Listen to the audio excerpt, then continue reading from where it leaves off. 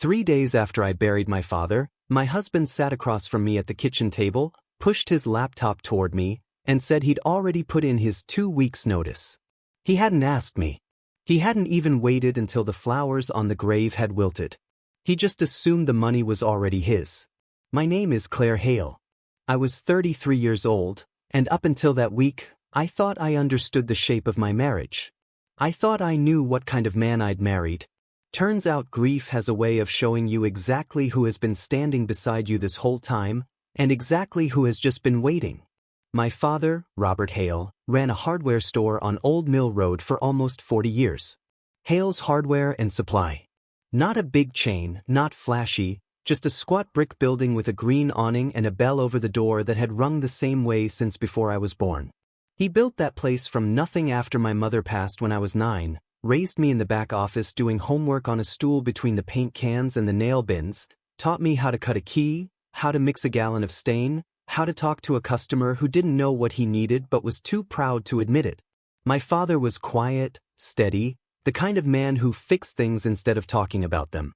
I loved him the way you love the one person who never once made you feel like a burden. He got sick 2 years before he died.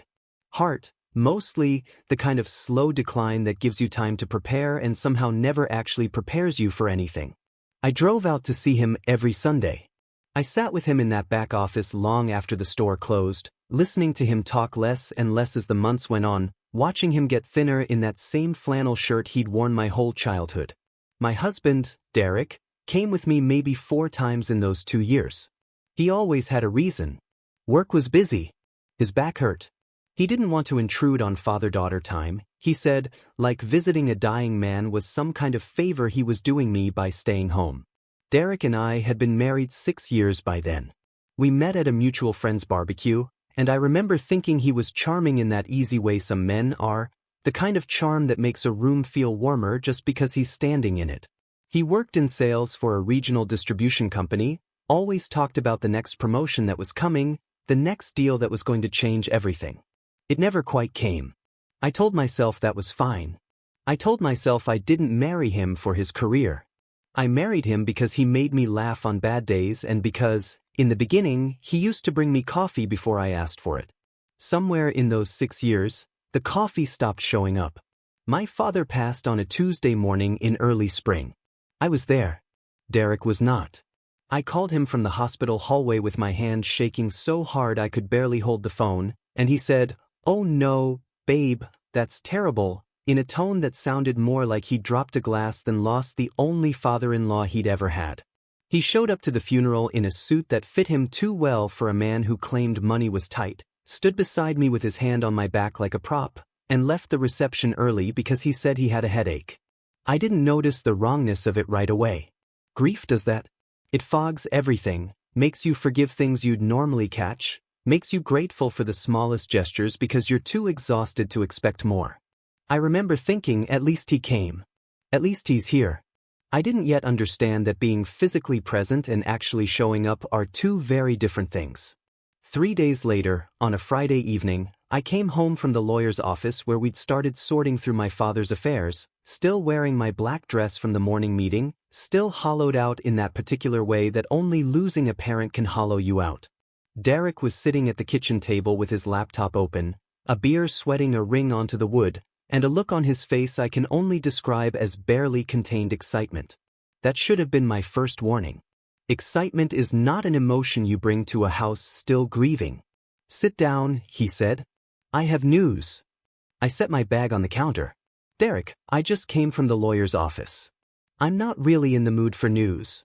You're going to want to hear this one." He turned the laptop toward me. It was an email, a formal resignation letter, dated and sent. "I gave my notice today. 2 weeks and I'm done with that place." I stood there in my funeral clothes, staring at the screen, waiting for my brain to catch up to what I was reading. "You quit your job."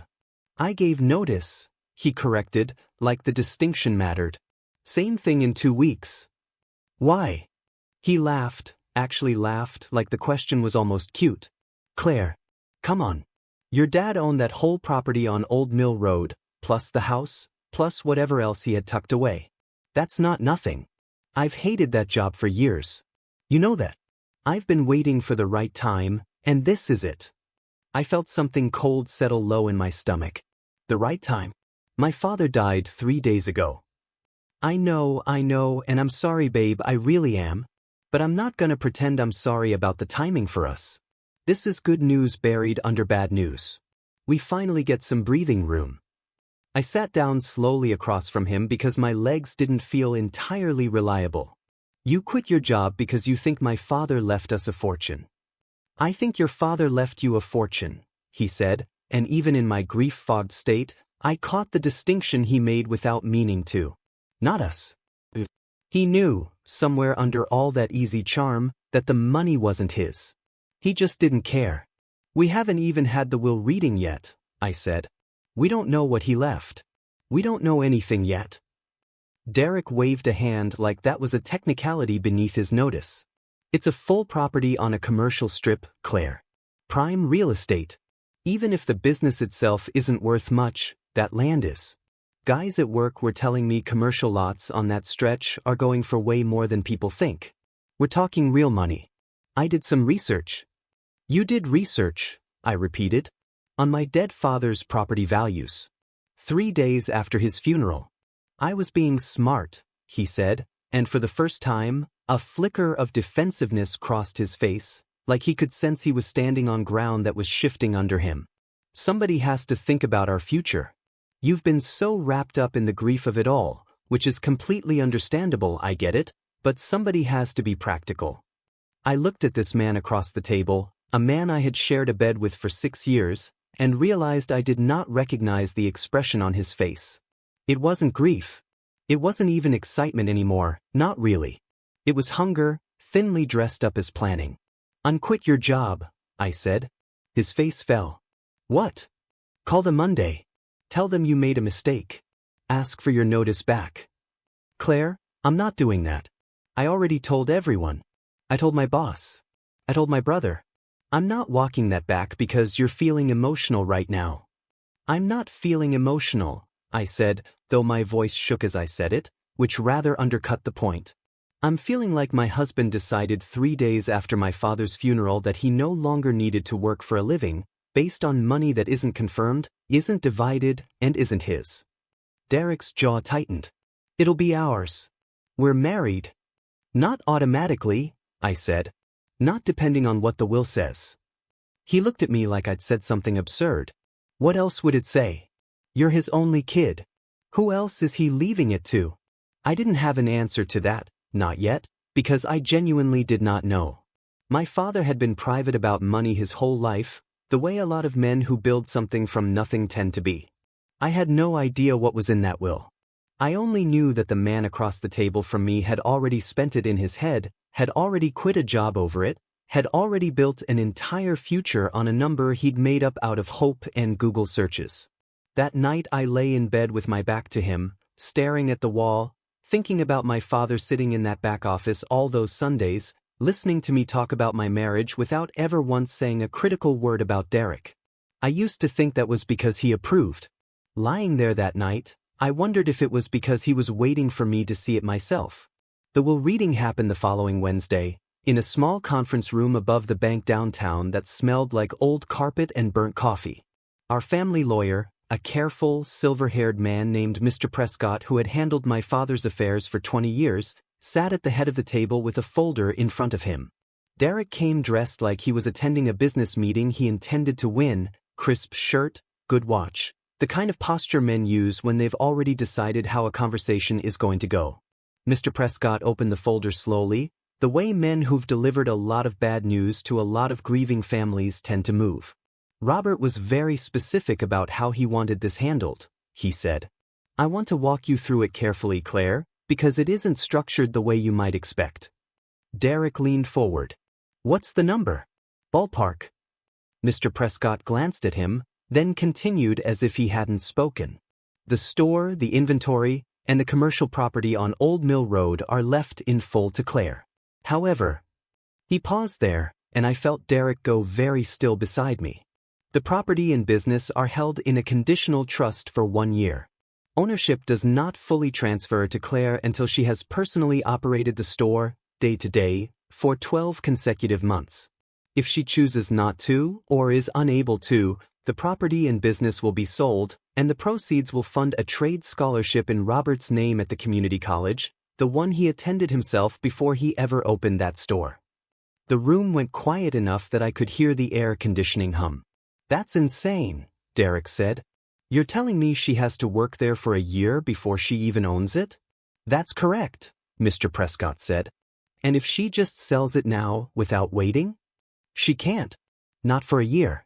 The trust is structured to prevent that. Derek turned to me, and I watched something in his face shift from disbelief into calculation, the way a man recalculates a math problem when the first answer he wanted doesn't come out right. This has to be contestable. This is insane, an old man deciding his kid has to go work retail for a year before she gets what's rightfully hers. It's not insane, I said quietly, and I meant it more than I'd expected to when the words left my mouth. It's exactly like him. Because it was.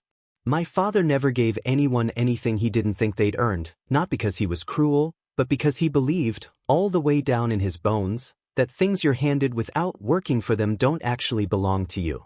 He used to tell me that when I was a teenager complaining about chores. Nothing that comes easy stays. What about the cash? Derek asked. There has to be cash. Savings, investments, something. Mr. Prescott flipped a page. There is a modest savings account, roughly $40,000, left outright to Claire, no conditions. $40,000. Derek's face did something complicated, landing somewhere between disappointment and disgust, like the number had personally insulted him. I watched him do the math in his head, watched him realize that $40,000 did not cover the mortgage on the house we'd bought 2 years earlier, the one with the good school district he'd insisted on even though we didn't have kids yet, the one with payments that had always run a little tighter than either of us liked to admit. This is a joke, Derek said, standing up so fast his chair scraped loud against the floor. This is a punishment. He's punishing us from the grave. Mr. Bennett, Prescott said evenly, the will reflects Robert's wishes. I'd encourage you to take some time before reacting. I've had plenty of time to react, Derek said, though he'd had exactly 3 days between the funeral and quitting his job, which struck me even then as a strange thing for a man in his position to say. He looked at me. Claire, tell him this is insane. Tell him you're not actually going to go stand behind a hardware counter for a year like some kid working a summer job. I looked at the folder on the table, at my father's neat, careful handwriting on the sticky note clipped to one page, a note Mr. Prescott hadn't read aloud yet. It said only, for Claire, you already know how to run it. You've known since you were 9 years old. Don't let anyone talk you out of what you already know how to do. I'm going to run the store, I said. Derek stared at me like I'd switched languages mid-sentence. You're joking. I'm not. Claire, I quit my job. I know, I said. I told you not to. That was the moment, if I'm honest with myself now looking back, that the marriage actually ended, even though it took several more months of paperwork and packed boxes to make it official.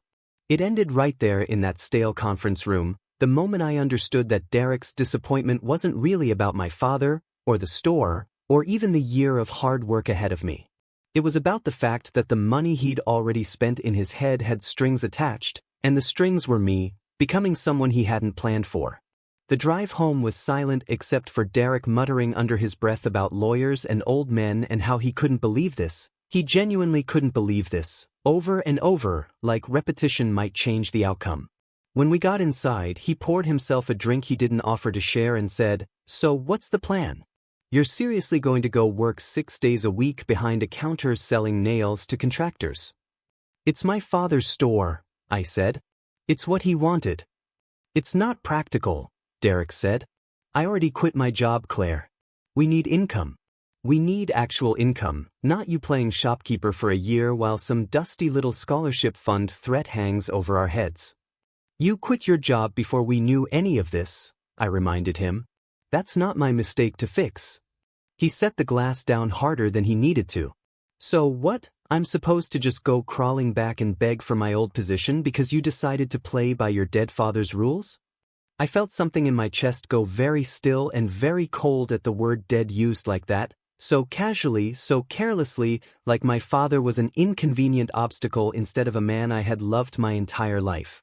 Don't talk about him like that. I'm just being honest. You've been honest exactly 0 times since he died, I said, and my voice came out steadier than I expected. You've been calculating. There's a difference.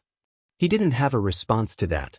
He just looked at me the way you look at a machine that stopped working correctly, confused and a little annoyed that it isn't doing what you expected. I started at the store the following Monday. Sam Whitfield had worked for my father for almost 25 years, since he was a 19-year-old kid who couldn't find work anywhere else, and my father gave him a shot stocking shelves.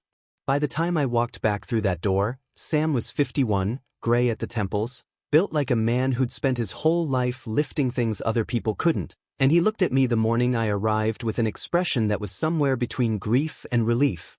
"Your dad talked about you a lot," he said, wiping his hands on his apron before shaking mine, formal in a way that made my throat tight. "Said you'd come back eventually. Said you had it in you even if you didn't know it yet." "I don't know the first thing about running a store," I admitted. "You know more than you think," Sam said. "And what you don't know, I do. We'll figure it out." That became the shape of my days for the next several months. Up at 6, at the store by 7:30, learning inventory systems and supplier relationships and how to talk down an angry contractor whose order came in wrong. My hands got rough again the way they used to be as a teenager helping my father on weekends. I came home smelling like sawdust and metal, my back aching in ways it hadn't ached since college, and something in me that had gone quiet for years started, slowly, to wake back up. Derek, meanwhile, did not go crawling back to his old job. He spent the first month telling everyone he was between opportunities, which was a phrase he clearly enjoyed the sound of. He spent the second month applying to jobs he considered beneath him and getting rejected from most of them because, as it turned out, sales managers who quit abruptly with no notice period don't come with glowing references. By the third month, he'd stopped applying altogether and had settled into a routine of watching daytime television and asking me, almost every evening when I got home exhausted, when exactly the store's profits were going to start showing up in our joint account. "It's not that kind of money yet," I told him one night, peeling off my boots by the door, too tired to fully engage. "I'm rebuilding the supplier contracts. I'm paying Sam and 2 part-timers. Whatever's left goes back into inventory." "So basically nothing," Derek said. "Basically nothing," I agreed. "This was supposed to fix things," he said, and there was real bitterness in his voice now, the charm I'd fallen for years earlier long gone, worn away by months of watching a plan he'd never actually built collapse under its own weight. "I gave up a good career for this. You gave up a job you complained about constantly, for money that was never yours to begin with," I said, and I was too tired that night to soften it the way I usually did. "I never asked you to quit, Derek. I told you not to. You did it anyway because you thought you'd already won something." He didn't have an answer for that either. He rarely did anymore. Around the 5th month, things at the store started to turn. I'd renegotiated 2 supplier contracts Sam had been unhappy with for years, brought in a small but steady line of specialty tools that the big box stores an hour away didn't carry, and started running Saturday workshops, basic home repair classes for people in the neighborhood who didn't know a stud finder from a level. My father would have hated the workshops at first, I think, would have called it unnecessary fuss, but they brought people in the door, and people who came in for a 2-hour class on fixing a leaky faucet tended to come back the next week for the parts to actually do it. Sam started looking at me differently around then, not romantically, not yet, just with a kind of steady respect that I hadn't realized I'd been starving for. He'd catch me at the register at closing, going over the day's numbers, and say things like, "Your old man would be running his mouth about this to every customer who walked in," and I'd laugh, actually laugh, for the first time in what felt like a year. Derek noticed the shift in me before I did. He started making comments, small ones at first, about how I seemed different lately, sharper, less available. He wasn't wrong. I was different. Grief and hard, honest work had carved something new out of me, something my father, I think, had known was in there all along, waiting. The end came on an ordinary Tuesday, 7 months after the funeral. I came home late, later than usual, because we'd had a rush of contractors buying supplies for a housing development going up on the edge of town, and I walked in to find Derek sitting at the kitchen table again, laptop open again, in a scene that felt uncomfortably like déjà vu. "We need to talk," he said. "I'm exhausted," I said. "Can it wait?" "No," he said, and something in his voice made me stop and actually look at him. "I've been offered a job. In Denver. Sales director. Good money, actually good money, not the nothing I've been scraping by on for months." "Congratulations," I said, and I meant it mostly even through the tiredness. "I want you to come with me," he said. "I want us to sell the house, I want you to walk away from the store, and I want us to start over somewhere that isn't defined by your father's ghost hanging over every decision we make." I stood there in the kitchen doorway, still in my work boots, sawdust probably still in my hair, and felt the entire shape of the last 7 months settle into place. "You want me to give up the store? It's not even yours yet," he said. "Not for 5 more months. You could walk away right now and lose nothing you actually own." "I'd lose everything I've built," I said. "I'd lose Sam, and the customers, and the workshops, and the thing my father spent 40 years making. I'd lose the last real connection I have to him." "You'd gain an actual life," Derek said, his voice rising now, frustration breaking through the careful composure he'd been holding onto. "Claire, I have been patient. I have watched you throw yourself into that place for 7 months while I sat here with nothing, and now I finally have something good, something real, and you're telling me you'd rather sell paint and wood screws than come build a future with me." "I'm building a future," I said quietly. "You just don't like the one I'm building." He stared at me for a long moment, and I watched something behind his eyes finally give up trying to make me into the version of myself he'd been counting on. "I can't keep doing this," he said. "Waiting around for a store to pay off, waiting around for you to come home smelling like sawdust, waiting around for whatever this year is supposed to prove." "Then don't," I said, and the words came out steadier than I expected, steadier than I felt. "Go to Denver, Derek. Take the job. Without you." "I think that's already the answer," I said. "I think it's been the answer since the day you quit your job 3 days after my father died and looked disappointed that I was too heartbroken to celebrate it with you." He didn't argue. That was the thing that told me everything in the end.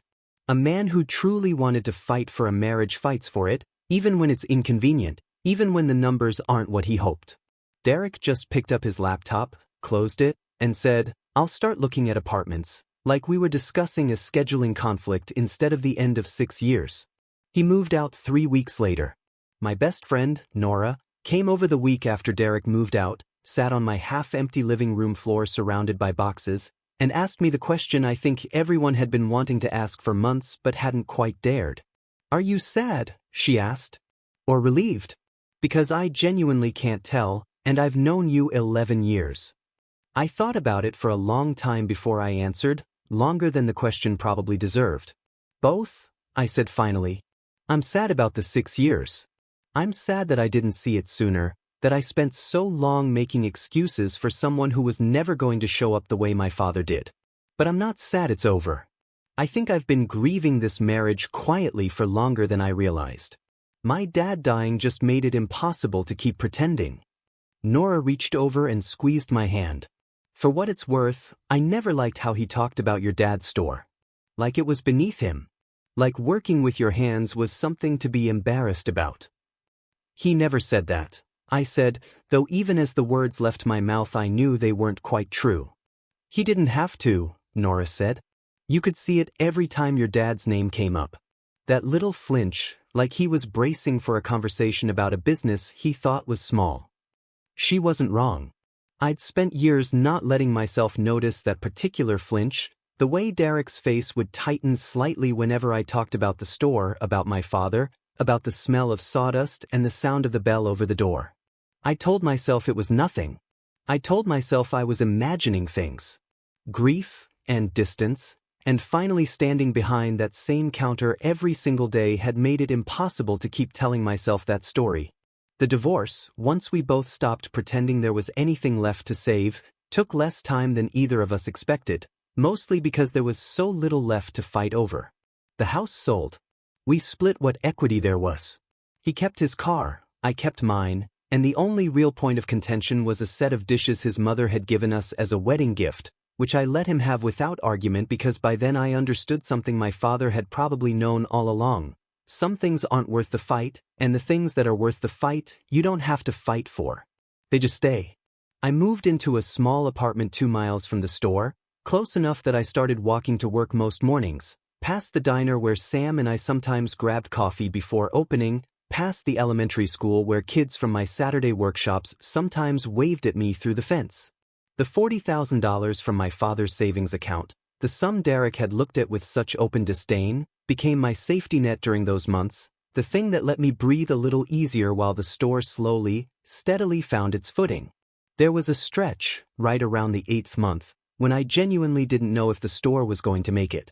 A big box hardware chain opened a location 15 minutes away, all bright lighting and wide aisles and prices we couldn't compete with on the basics. For 2 straight weeks, our numbers dropped in a way that made my stomach hurt every time I opened the register at closing. I remember sitting in the back office one night, the same stool I used to do homework on, staring at a spreadsheet full of numbers that all pointed in the wrong direction, and feeling, for the first time since my father died, like maybe I'd made the wrong choice. Maybe Derek had been right. Maybe I should have sold it all and walked away with whatever I could get. Sam found me there past 9 o'clock, the store dark around us except for the desk lamp. He didn't say anything for a minute, just leaned in the doorway with his arms crossed, watching me stare at the screen like it might rearrange itself if I looked hard enough. "You thinking about quitting?" he said. It wasn't really a question. "I'm thinking the math doesn't work," I said. "That chain has margins we can't touch. I don't know how we compete with that." "We don't compete with that," Sam said. "That's the mistake. Your dad never tried to out-cheap anybody. He tried to out-know them. Anybody can sell a bag of nails. Not everybody can tell a customer which nails, for which job, and then show them how to use them without making them feel stupid for asking. That's not a business plan, Sam. That's a nice sentiment." "It's both," he said, and pulled a chair over, sitting across from me like he had all the time in the world, which at 9 at night in an empty hardware store, he sort of did. "Look, the workshops you started. That's the thing that chain can't touch.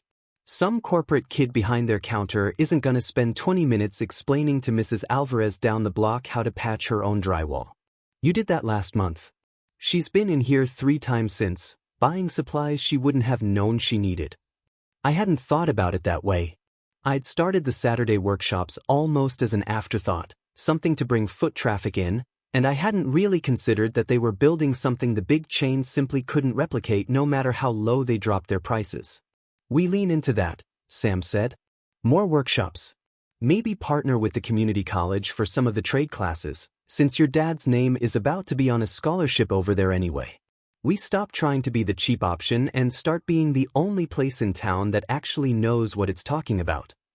It took another 4 months of hard, uncertain work before the numbers started climbing back, but they did climb, slowly, the way things that are actually built to last tend to climb instead of spike. By the time winter came around again, we had a waiting list for the Saturday classes and a small but loyal group of contractors who'd started ordering exclusively through us because, as one of them put it gruffly one afternoon while I helped him figure out the right anchor bolts for a deck rebuild, "You people actually know what you're talking about," which is more than I can say for the kid at the big store who told me PVC and copper were basically the same thing.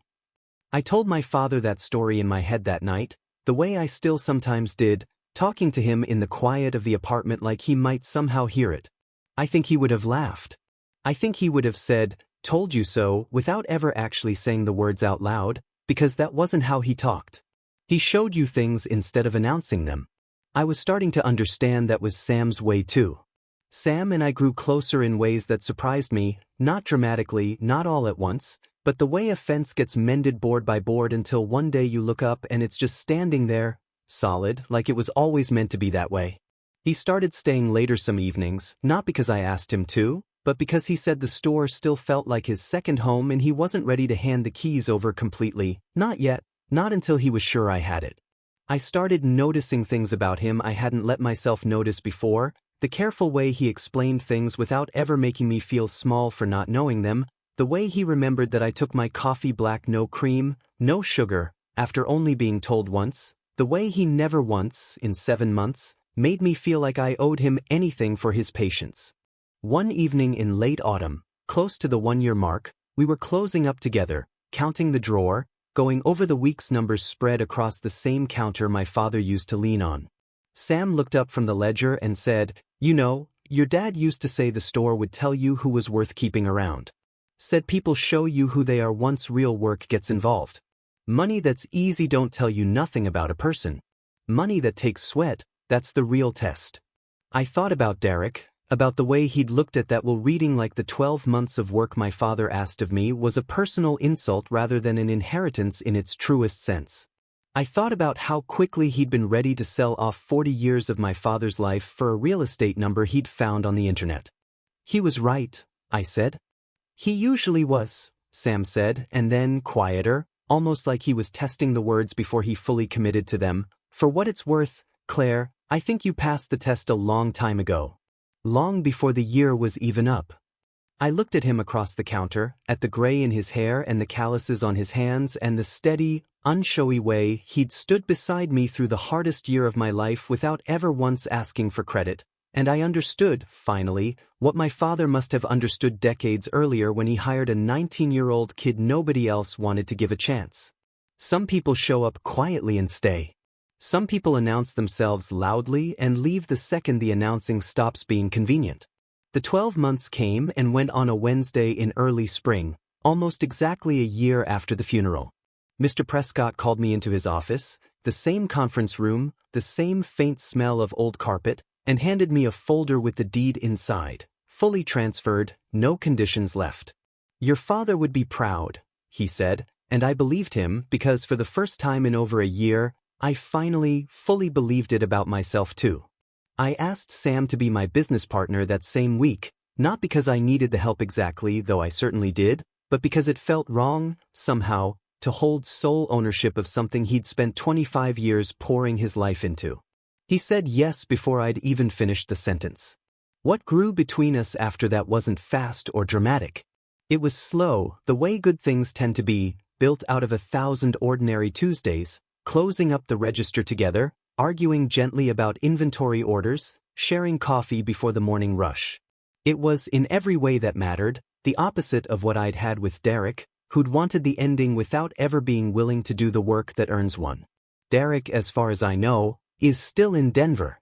I heard through a mutual friend that the sales director job didn't last more than a year before the company restructured, and that he's since moved on to something else, always something else, still waiting, I imagine, for the version of his life that comes easy. I don't wish him harm. I just don't think about him much anymore, which feels, after everything, like its own kind of freedom. Sometimes I still catch myself standing in the back office where I used to do homework as a kid, looking out at the store floor through the same dusty window my father used to look through, and I think about that sticky note, the one Mr. Prescott read to me that first terrible day. "You already know how to run it. You've known since you were 9 years old." He was right about that too. He usually was. Would you have stayed and fought for your father's legacy, or would the pressure of a struggling marriage have made you walk away like Derek did? And have you ever found out exactly who someone was, not from how they treated you when things were easy, but from how they behaved the moment real work and real patience were required? Tell me your story in the comments. If this one hit for you, leave a like, subscribe, and I'll see you in the next video.